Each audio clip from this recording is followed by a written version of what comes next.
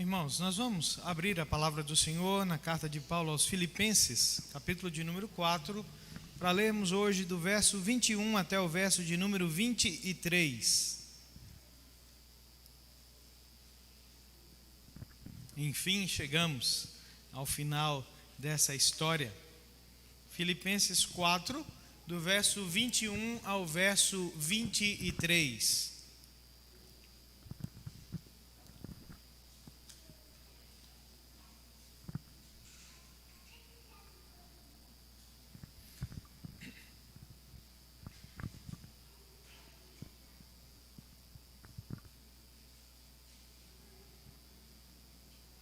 Filipenses capítulo 4, do verso 21 ao verso 23.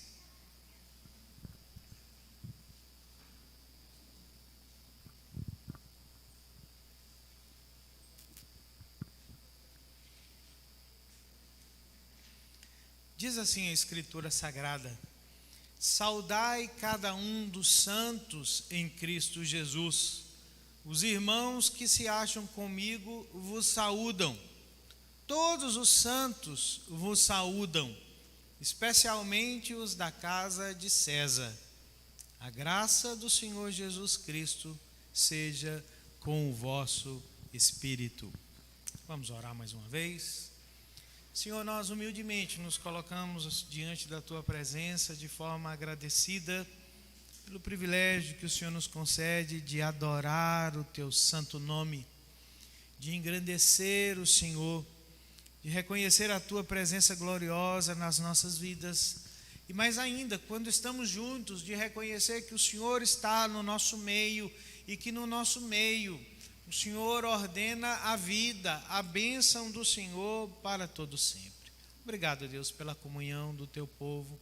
Obrigado, Deus, pelo privilégio de ler e meditar na Tua palavra.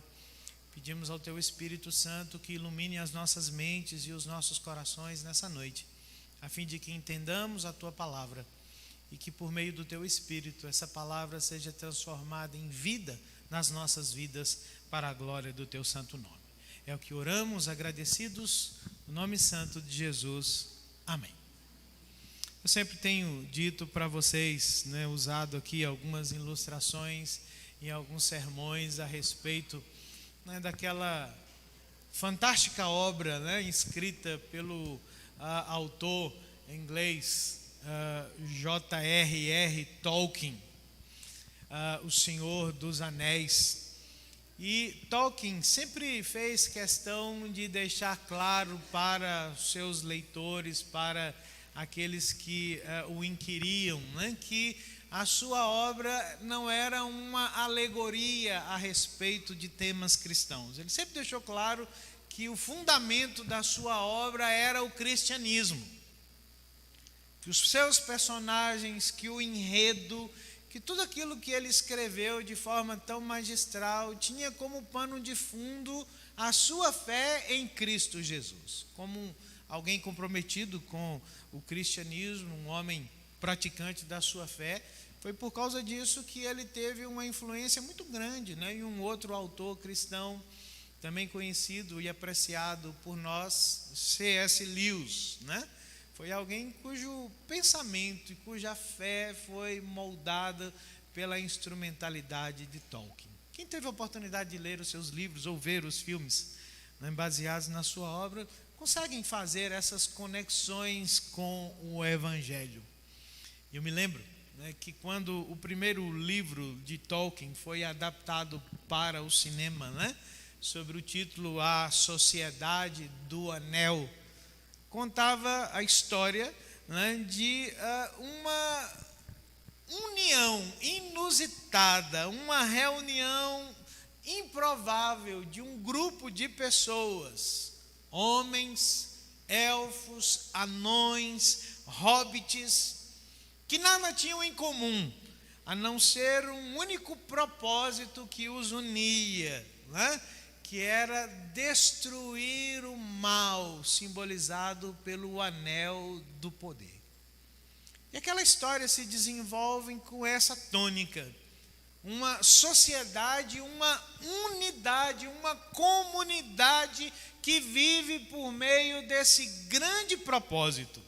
Eles são diferentes, mas eles estão na mesma jornada, com o mesmo propósito, com o mesmo objetivo.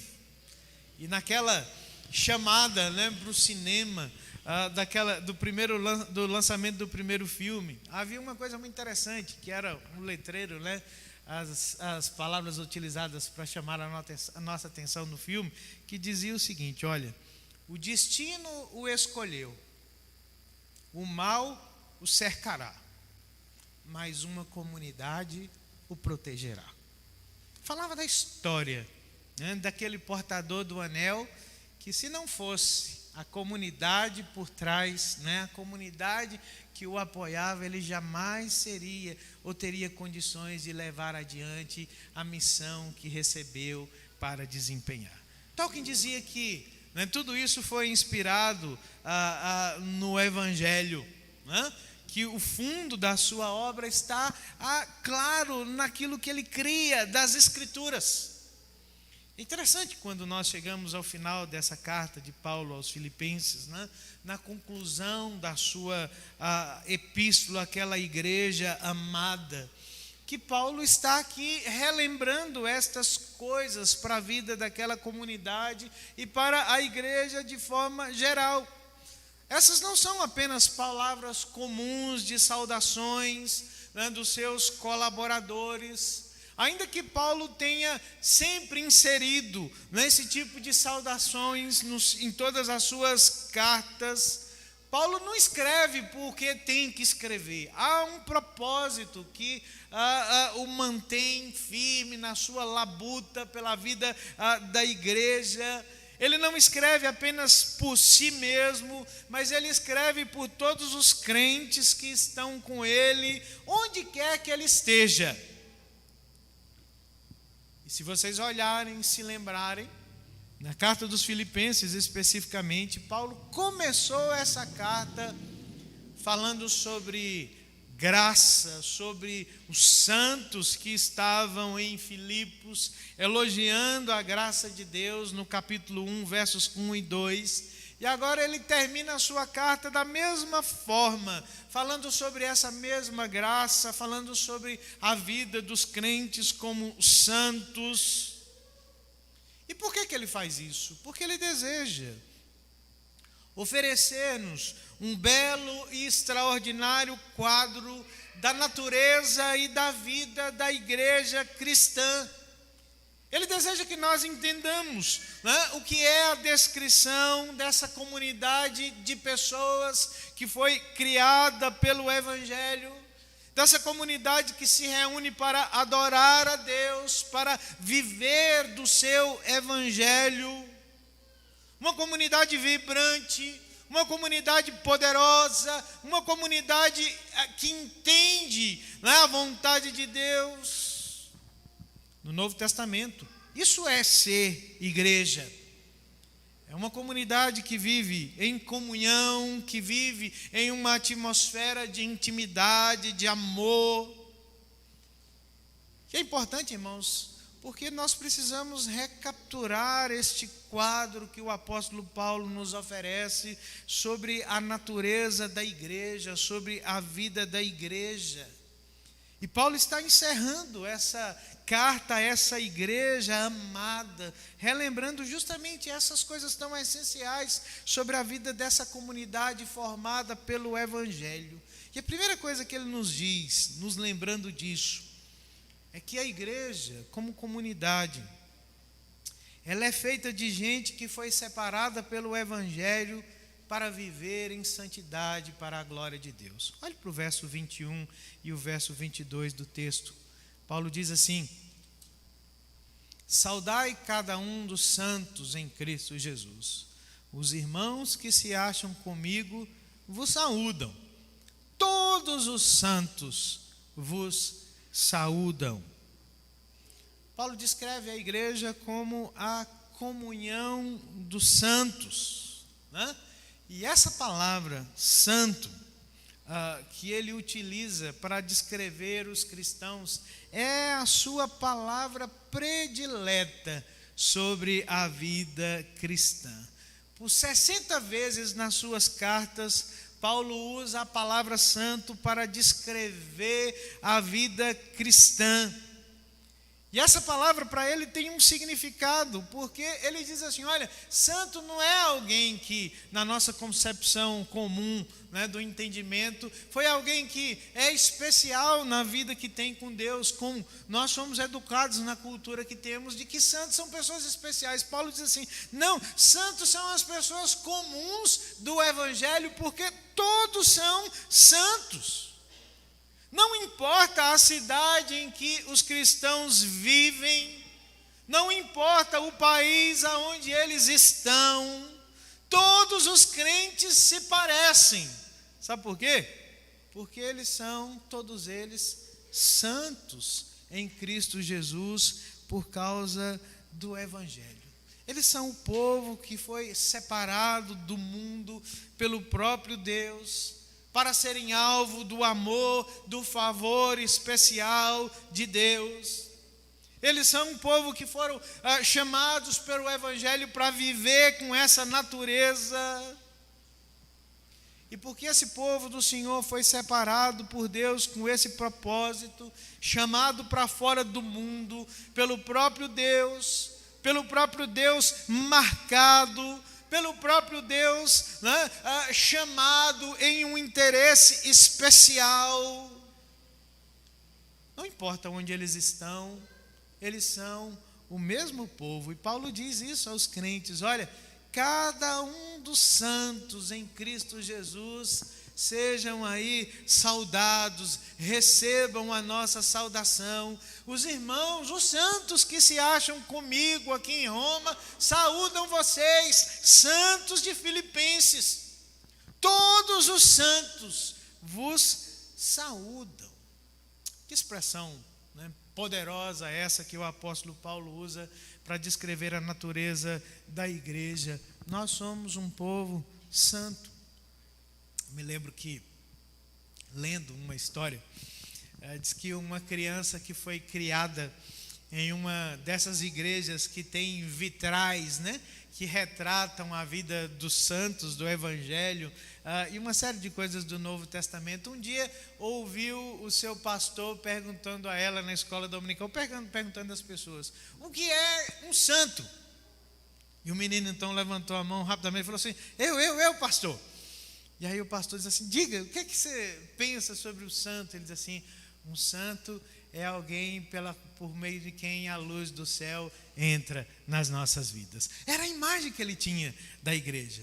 O vitral dos santos é o lugar por onde a luz do céu vem e ela irradia nas nossas vidas. Paulo está dizendo assim, irmãos, nós somos um povo que foi escolhido por Deus nos céus, cuja a glória de Deus foi derramada, foi revelada nas nossas vidas. Nós somos esse povo que foram chamados para brilhar para a glória do Senhor. E a forma como nós brilhamos, né, como comunidade, se refere a um amor admirável que nós temos uns pelos outros. Ser parte da comunhão dos santos é ser parte de um grupo que tem interesse, que tem cuidado uns pelos outros. Paulo está dizendo assim, olha, os cristãos filipenses se preocupam com os cristãos que estão em Roma. Por sua vez, os crentes que estão em Roma enviam saudações aos crentes que estão em Filipos. E essa é a mesma coisa em todas as cartas paulinas. Ele descreve assim a natureza dos crentes. Esse traço característico da vida dos crentes significa ser santo, significa que nós temos um amor admirável uns pelos outros, que nós vivemos no cuidado uns com os outros.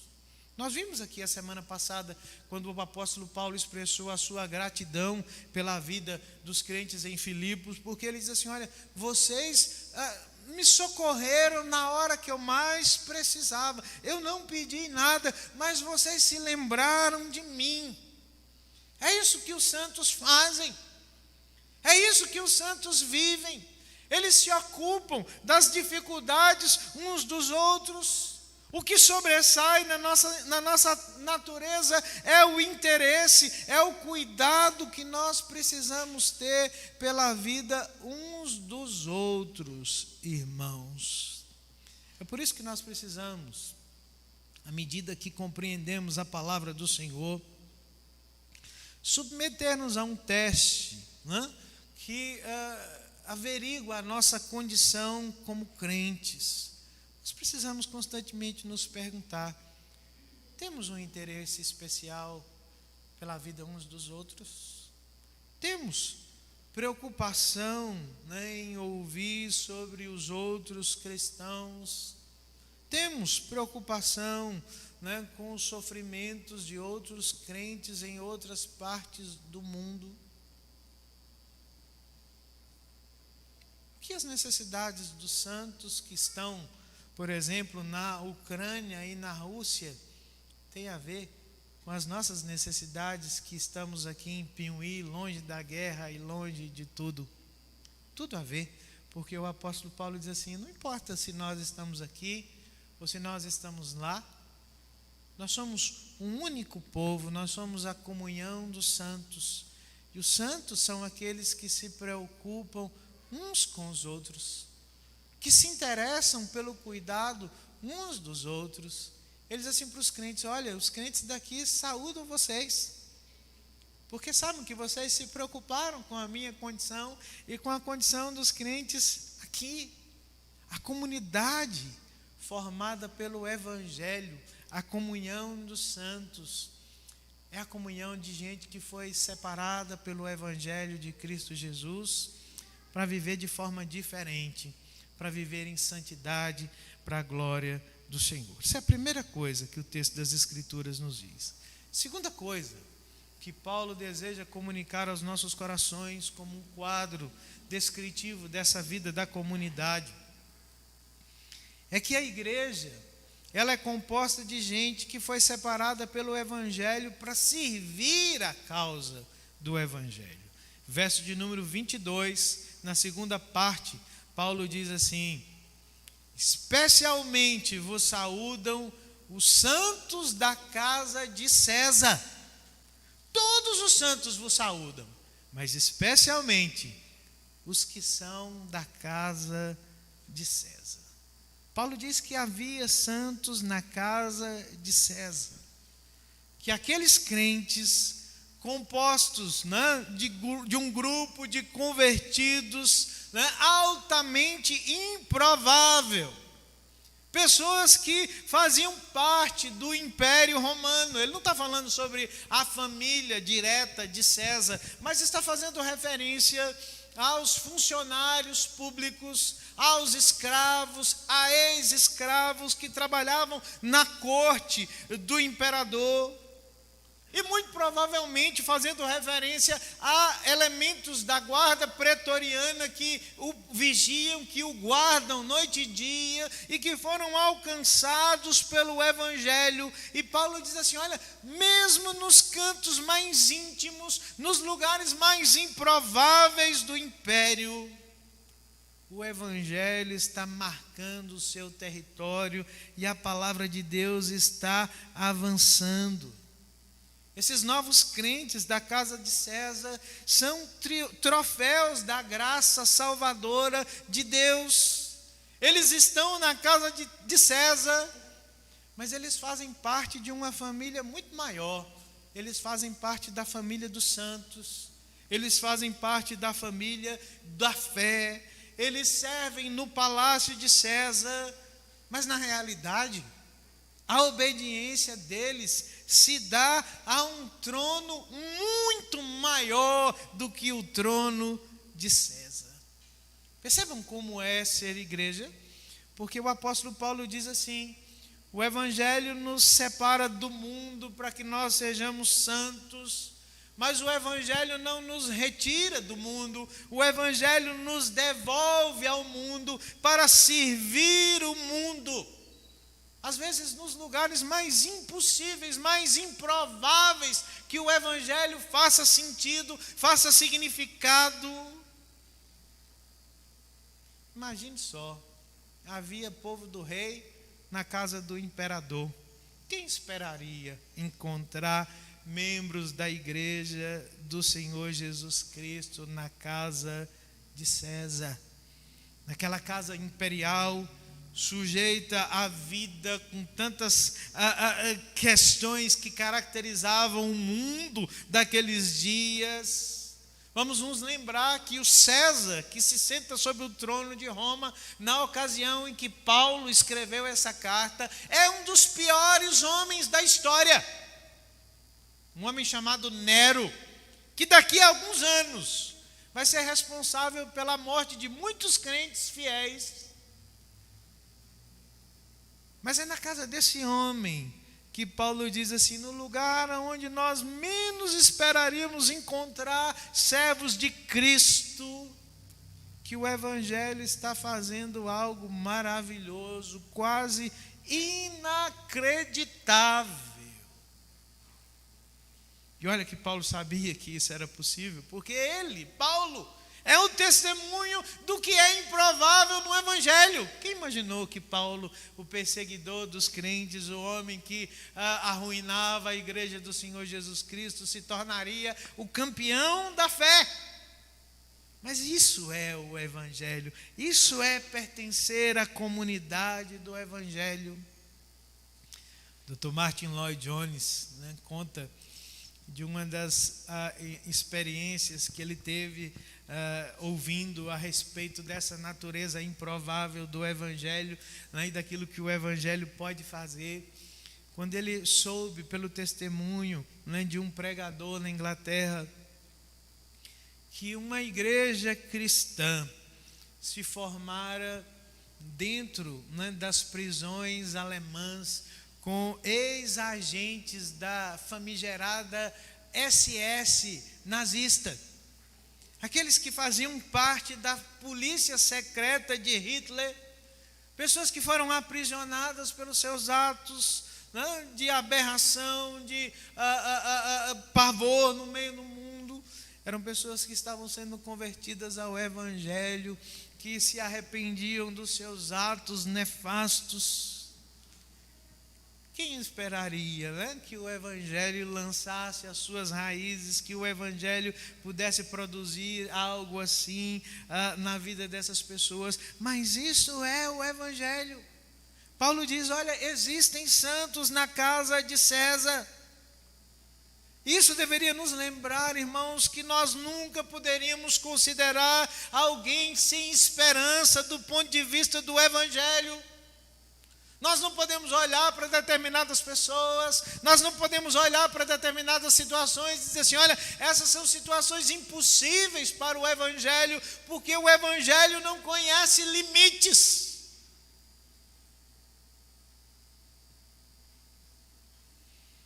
O Evangelho é o poder de Deus para a salvação de todo aquele que crê.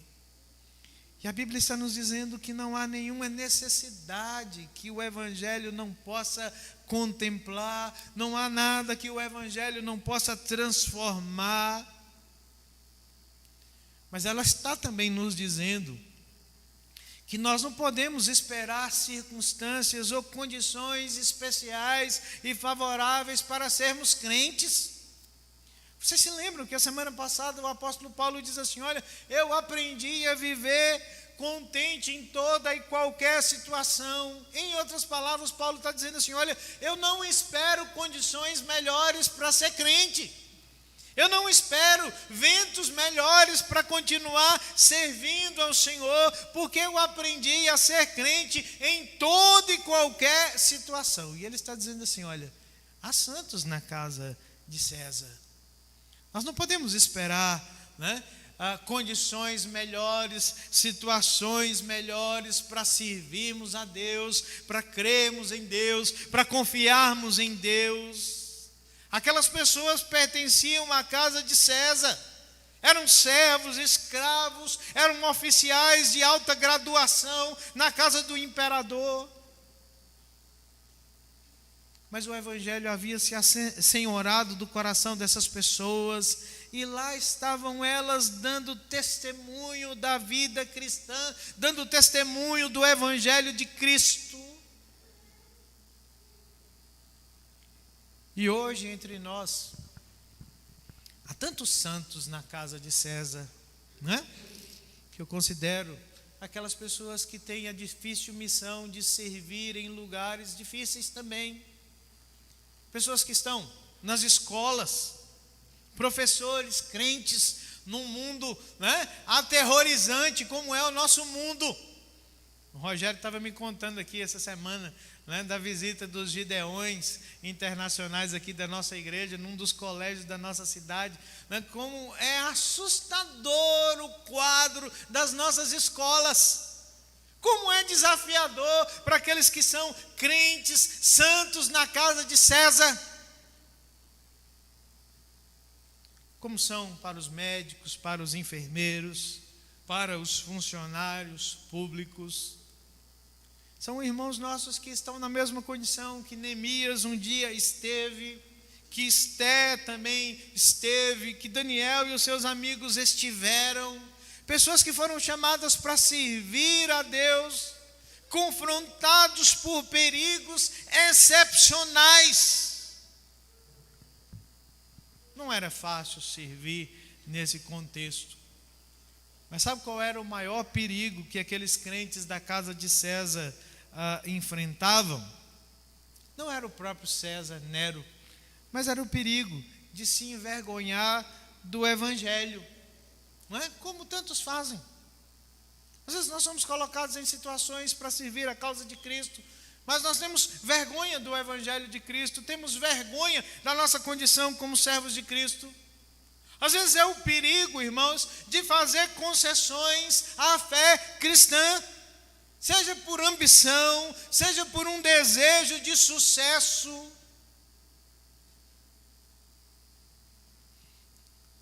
Por isso que a palavra do Senhor nos faz um alerta. Não comprometa os seus valores, não comprometa a sua fé. Seja fiel a Cristo, porque ainda que os perigos sejam excepcionais na casa de César, as oportunidades também são excepcionais na casa de César.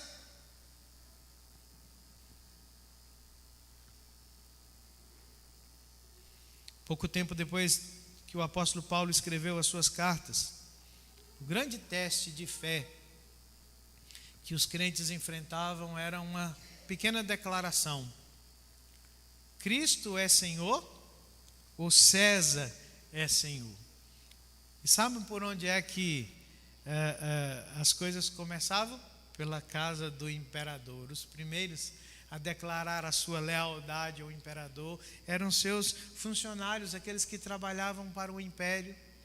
E muitos crentes foram jogados às arenas, às feras, às chamas, por causa da lealdade a Cristo. Mas sabe o que é de mais extraordinário nessa história? É que essas pessoas que foram leais a Cristo, que testemunharam no lugar mais improvável possível a respeito da fé, pouco tempo depois, né? Alguns séculos depois, o próprio César se tornou cristão. Que coisa estranha! É claro que a gente contesta as motivações porque Constantino se tornou um imperador cristão, mas imagine só, tudo começou quando esses crentes na casa de César, né, entenderam o propósito do seu chamamento e testemunharam a respeito da glória de Deus e da graça de Deus nas suas vidas. São perigos excepcionais, mas são oportunidades excepcionais para que a glória de Deus seja transmitida pela vida desses crentes. Nós somos chamados, irmãos, para nos lembrarmos disso, que nós não somos apenas aqueles que foram separados do mundo, mas nós fomos separados e devolvidos para o mundo, para servir a causa do Evangelho, para testemunhar da causa do Evangelho. E em terceiro e último lugar, o apóstolo Paulo fala sobre a natureza dessa igreja, dessa comunidade, nos lembrando que a igreja ela é composta de gente que é sustentada pela graça que procede do Evangelho. Olhe para o verso de número 23, Paulo diz assim: a graça do Senhor Jesus Cristo seja com o vosso espírito. Que a graça seja convosco. Paulo está invocando a graça para terminar a sua carta, como começou falando sobre a graça, mas ele não está fazendo isso pura e simplesmente, né, como um pretexto para encerrar o seu assunto, mas ele está lembrando aos crentes que ser cristão é viver integralmente da graça de Jesus. É isso que significa ser crente. É isso que significa pertencer à comunidade de Cristo Jesus, à comunidade do Evangelho. Paulo sintetiza tudo o que no final das contas é a vida cristã em uma palavra: graça. Se há algo que resume o Evangelho, é que o Evangelho fala para nós a respeito da graça.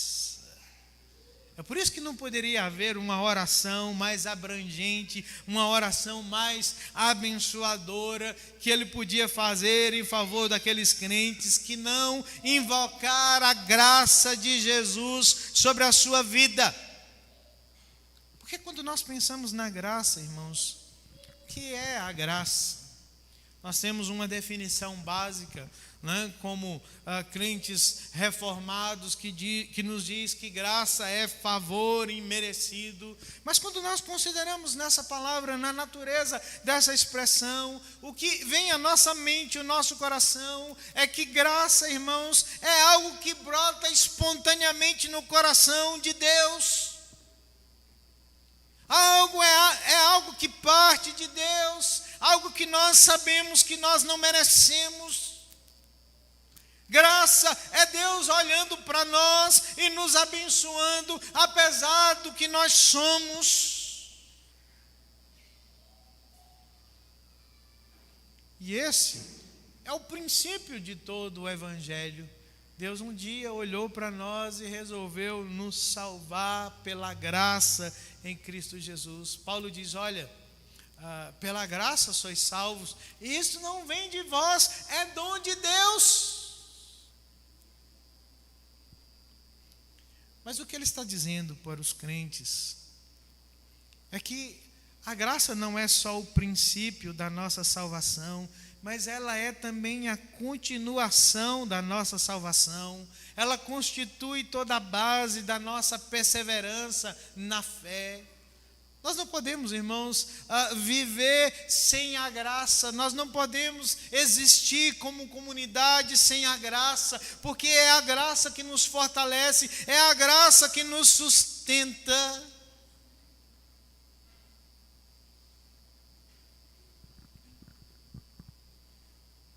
E que a graça precisa marcar as nossas vidas em toda e quaisquer situações. Ele aprendeu isso.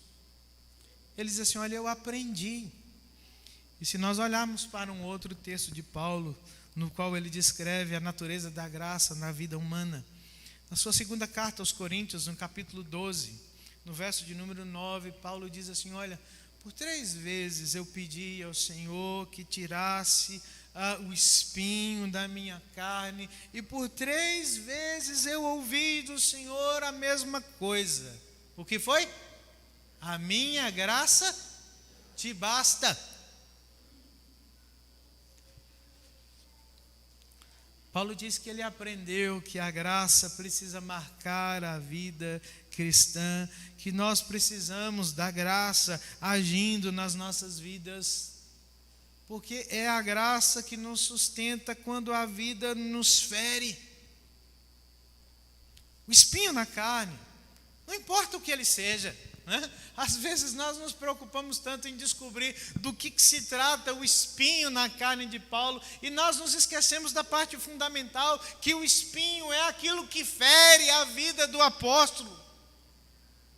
E Ele está dizendo para nós que viver como crentes não é fácil, porque Ele pedia a Deus que a sua vida não fosse ferida, que Ele passasse por essa existência de uma forma mais tranquila, de uma forma mais graciosa, nos seus termos. Mas a Bíblia diz que Deus respondeu para ele e diz assim: não, a vida é assim. Nós somos feridos na vida, nós somos marcados na vida, mas é a graça que nos sustenta. Quando a vida nos fere, nós nos voltamos para a graça como crentes. Esse final de semana,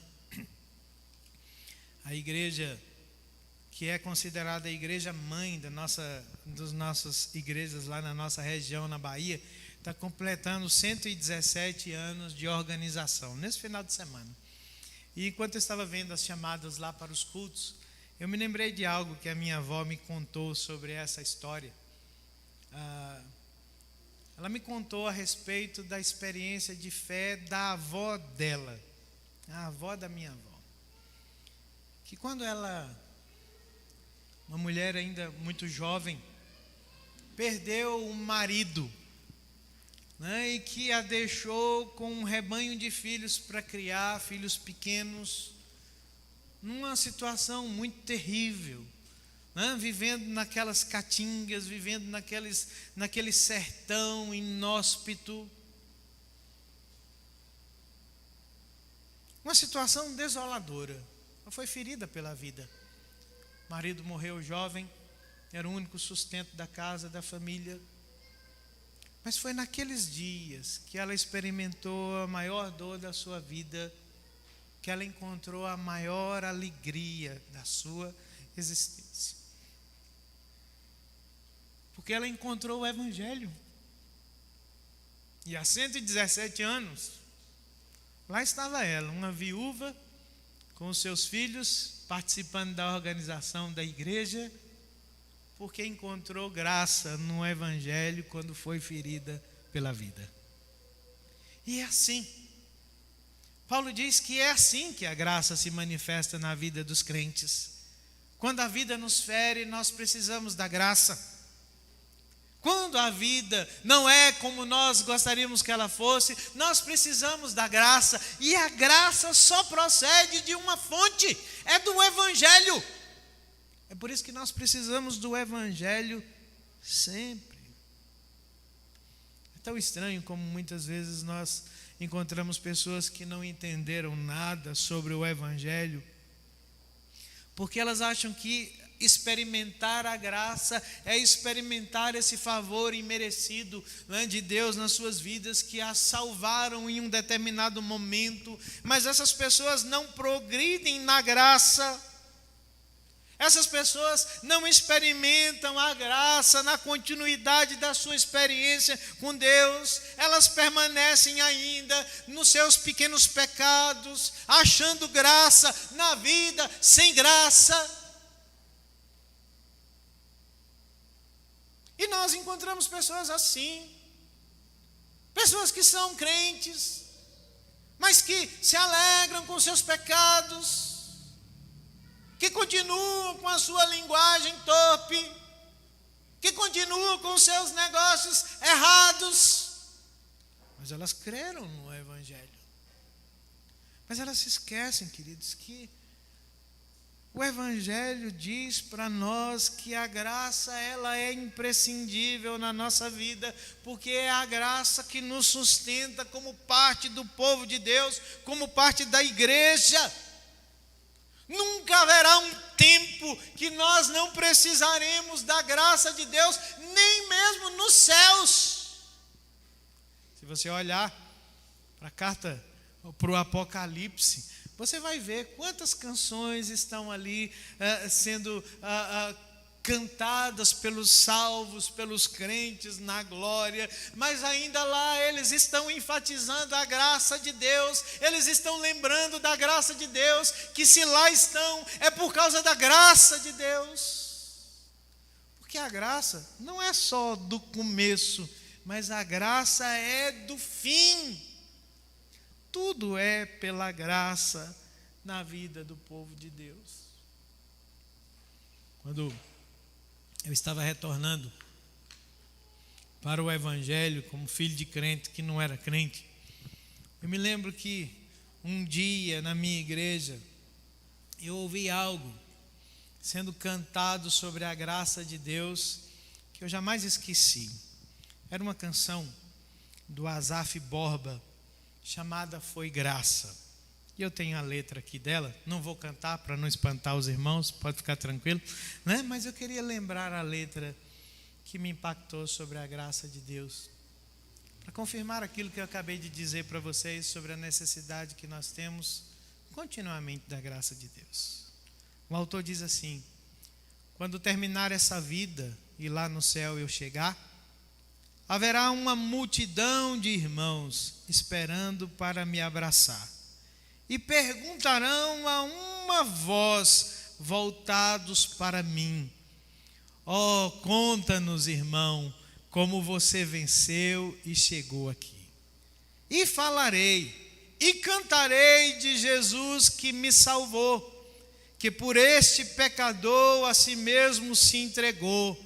Foi graça, graça, superabundante graça, graça, graça, preciosa e doce graça. Foi graça, irmão, graça, irmão. Eu vos digo que foi assim. Foi só pela graça de Jesus que eu venci e cheguei aqui. É graça, do começo ao fim da nossa jornada. Paulo diz assim: eu aprendi isso quando algumas vezes eu pedi a Deus que tirasse de sobre mim as dificuldades da vida, e Ele diz assim: não, você precisa delas, você precisa das feridas da vida, porque nelas a minha graça vai se revelar e vai te sustentar até o fim.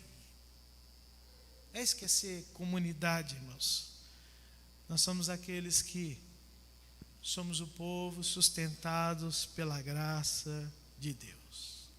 Paulo conclui a sua carta falando ou lembrando desse quadro da igreja aos nossos corações. Essa é a comunidade do Evangelho, salvos pela graça do Senhor Jesus Cristo. Há uma lenda que diz que um rico mercador da época do apóstolo Paulo ouviu falar que ele estava em Roma, que estava preso por causa do Evangelho, e aquilo que ele ouviu sobre Paulo o deixou tão fascinado.